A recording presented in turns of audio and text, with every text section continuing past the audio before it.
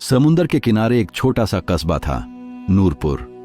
नीला आसमान, झूमती लहरें और मछलियों की खुशबू से महकता तट। रोज सुबह होते ही दर्जनों मछेरे अपनी छोटी छोटी नावों पर समुंदर की ओर निकल जाते। उन्हीं में एक सादा, ईमानदार और मेहनती मछेरा भी था, अब्दुर रहमान। अब्दुर रहमान का चेहरा धूप में तपकर सुर्ख रहता, मगर आंखों में हमेशा सुकून की चमक होती। वह हर दिन काम पर जाने से पहले दुआ करता, या रब, आज भी हलाल रोजी अता कर, मेरा हाथ पाक रख, नीयत साफ रख और बरकत दे। यह दुआ उसकी जुबान से कभी नहीं हटती थी। हमारे चैनल के प्यारे दोस्तों, आपका बहुत बहुत शुक्रिया कि आपने हमारी वीडियो को देखना पसंद किया। लेकिन हम आपसे एक छोटी सी रिक्वेस्ट करना चाहते हैं। अगर आपको हमारी वीडियो पसंद आती है तो हमारी इस वीडियो को लाइक कीजिए, और अगर आप हमारे चैनल पर नए हैं तो हमारे चैनल को सब्सक्राइब करें। आपका एक क्लिक ही हमारी हौसला अफजाई होता है। अब्दुर रहमान का घर समुंदर के पास मिट्टी और खजूर के पत्तों से बना छोटा सा झोंपड़ा था। उसकी बीवी सफिया बहुत नेक और समझदार औरत थी। वह अक्सर कहती, अब्दुर रहमान, जिंदगी समुंदर के पानी की तरह है, कभी शांत कभी तूफानी, मगर जो शुक्र करता है वह कभी खाली नहीं रहता।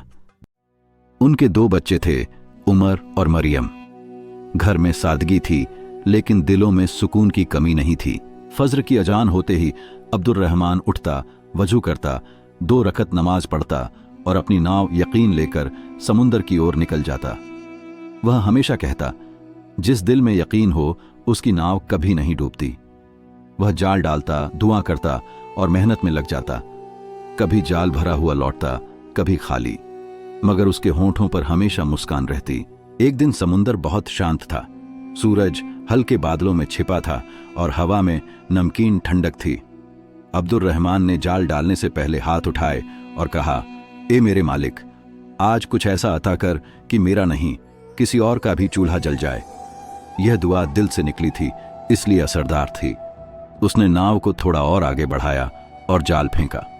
काफी देर बाद जब उसने जाल खींचा तो उसमें एक बड़ी और चमकदार मछली फंसी हुई थी। वह मछली बाकी मछलियों से अलग थी। उसके शरीर पर सुनहरी धारियां थीं और उसकी आंखों में अजीब सी रोशनी। अब्दुर रहमान हैरान हुआ। उसने कहा, सुभान अल्लाह, ऐसी मछली मैंने कभी नहीं देखी। वह मछली तड़प नहीं रही थी, बल्कि उसकी ओर शांति से देख रही थी। तभी मछली ने मानो बोलकर कहा, ए नेक मछेरे, मुझे छोड़ दो, तुम्हें वो मिलेगा जिसकी तुम दुआ करते हो। अब्दुर रहमान कुछ पल के लिए रुका, फिर मुस्कुराया और बोला, अगर तू मेरी आजमाइश है तो मैं अपने रब की रजा पर राजी हूं। उसने मछली को आजाद कर दिया। मछली ने जाते हुए पानी पर एक चमकीली बूंद छोड़ी, जो अब्दुर रहमान के हाथ पर गिरी। अगले दिन जब वह बाजार पहुंचा तो उसके जाल में सामान्य मछलियां नहीं थीं, बल्कि एक खास किस्म की नीली मछलियां थीं, जिनकी कीमत बहुत ज्यादा थी। एक व्यापारी ने कहा, भाई, तुम्हें तो किस्मत ने गले लगा लिया है। ये मछलियां बहुत कीमती हैं, मैं सारी खरीदता हूं। अब्दुर रहमान ने मुस्कुराकर जवाब दिया, ये मेरी मेहनत और रब की रहमत का नतीजा है। उस दिन उसने जितना कमाया उससे उसने न सिर्फ अपना कर्ज उतारा, बल्कि 5 गरीब घरों का राशन भी खरीदा। रात को सफिया ने कहा, अब तुम बड़ी नाव ले सकते हो, मजदूर रख सकते हो, ज्यादा कमा सकते हो। अब्दुर रहमान बोला, मैं मजदूर क्यों रखूं जब मेरा मालिक खुद अल्लाह है। मैं मेहनत करूंगा, मगर घमंड नहीं करूंगा। उसकी आवाज में यकीन का नूर था। कुछ दिन बाद शहर से एक अमीर व्यापारी आया। वह मछलियां खरीदने आया था, मगर अब्दुर रहमान की सच्चाई और बातों की मिठास देखकर प्रभावित हुआ। उसने कहा, मैं एक बड़ा मछली व्यापार केंद्र खोल रहा हूं, मुझे तुम जैसे ईमानदार आदमी की जरूरत है। अब्दुर रहमान ने जवाब दिया, अगर काम हलाल होगा और किसी का हक नहीं दबेगा तो मैं साथ दूंगा। इस तरह वह बड़ी नाव बरकत का कप्तान बन गया। अब उसके नीचे कई मजदूर थे, मगर वह अब भी सबसे पहले आता, सबसे बाद में जाता। वह सबके साथ खाना खाता और कभी किसी पर आवाज ऊंची नहीं करता।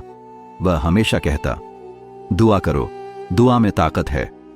धीरे धीरे सब मजदूर उसकी दुआ दोहराने लगे, या रब, हलाल रोजी अता कर, नीयत पाक रख, बरकत दे। एक दिन एक जवान मछेरा आया और बोला, चाचा 3 दिन से कुछ नहीं पकड़ा, दुआ कर दो। अब्दुर्रहमान ने कहा, दुआ जरूर करूंगा बेटे, मगर पहले नियत साफ रखो। रोजी नसीब से नहीं, नियत से मिलती है। उस नौजवान ने उसकी बात मानी और अगले ही दिन उसका जाल मछलियों से भर गया।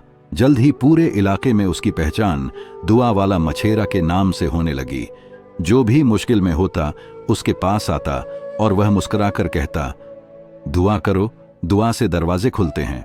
साल गुजरते गए। उमर बड़ा होकर पढ़ा लिखा और नई तकनीक से मछली पकड़ना सीखा। मरियम ने कुरान हिफ्ज किया और गांव के बच्चों को पढ़ाने लगी।